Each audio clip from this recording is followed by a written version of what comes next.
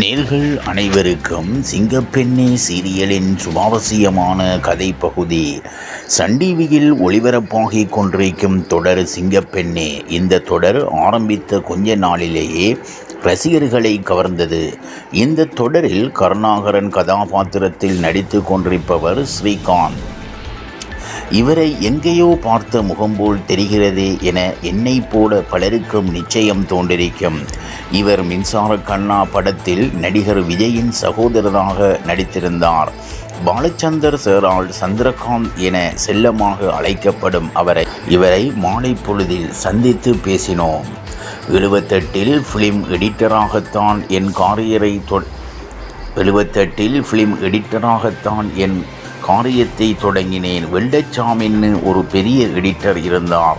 அவர்கிட்டத்தான் 78 film எடிட்டராகத்தான் என் காரியத்தை தொடங்கினேன். வெள்ளச்சாமின்னு ஒரு பெரிய எடிட்டர் இருந்தார். அவர்கிட்டத்தான் ஒர்க் பண்ணிட்டு இருந்தேன். கிட்டத்தட்ட 65 தொடக்கம் 70 படங்கள் அவர்கிட்ட ஒர்க் பண்ணியிருப்பேன். டைரக்ஷனில் தாசரி நாராயணன் ராவ், தெலுங்கில் பெரிய டைரக்டர், அவர்கிட்ட 3 வருஷம் ஒர்க் பண்ணினேன். பிறகு பாலு மகேந்திரா சார்கிட்ட இருந்தேன். டைரக்ஷனில் இவங்க எல்லாம் தான் குருநாதர்கள். எடிட்டிங் ரூமுக்குள்ளே போன பிறகு தான் சினிமானா என்னென்னு கற்றுக்கிட்டேன். ஸ்டில்ஸ் ரவி சார் என்னை ஃபோட்டோ எடுத்திருந்தார். அந்த சமயம் பாலச்சந்தர் சார்கிட்ட வசந்த் அசிஸ்டன்ட் ஆக இருந்தார். மனதில் உறுதி வேண்டும் படத்துக்காக புதுமுகம் தேடிட்டு இருக்கோம்னு வசந்த் சொல்லவும் என்னுடைய ஃபோட்டோஸை அவர்கிட்ட ரவி காட்டியிருக்கார். அதை கொண்டு போய் பாலச்சந்தர் சார்கிட்ட காட்டி எடிட்டிங் ரூமுக்குள்ளே போன பிறகுதான் என்னென்றே புரிந்தது. இவர் நடிகை ஸ்ரீபிரியாவின் சகோதரர்னு வசந்த் சொல்லியிருந்தார். அதன் மூலம் 87 பாலச்சந்தர் சார்கிட்ட இருந்து ஒரு அழைப்பு பெறவும் அவரை மீட் பண்ண போனேன். நீ பண்ணுவியாண்டு என்கிட்ட கேட்டான். அவர் என்கிட்ட 50% நம்பு 50% நம்மாதென்று சொல்லி அனுப்பி வச்சிட்டான்.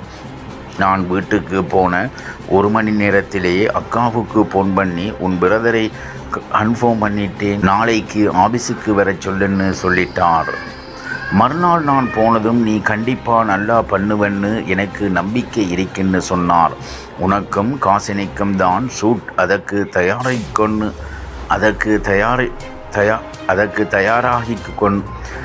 தயாராகிக்கன்னு சொல்லிட்டார். அந்த சமயம் சுஹாசினி மேடம் சிந்து பைரவி படம் பண்ணி நேஷ்னல் அவார்டு எல்லாம் வாங்கியிருந்தாங்க. அவங்க கூட நடிக்க போகிறோம்னு சின்னதாக ஒரு பயம் இருந்தது.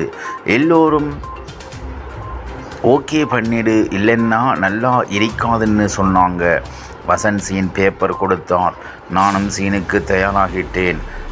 சாப் ஆக 9 மணிக்கு வந்தார். அவர் வந்ததும் அந்த குறிப்பிட்ட சீனை ஒரே சார்லே கேட்க பண்ணினேன். கிளாப் பண்ணி என்னை கண்டுபிடிச்சிட்டார்.